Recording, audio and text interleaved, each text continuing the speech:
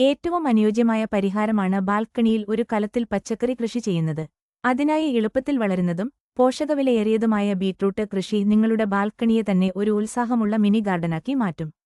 ചുവന്ന വേരുകളും ആരോഗ്യകരമായ ഇലകളുമായി മനോഹരമായ ഈ വൃക്ഷം എങ്ങനെ വളർത്താമെന്നതിന്റെ ഘട്ടം ഘട്ടമായ മാർഗനിർദ്ദേശങ്ങളാണ്.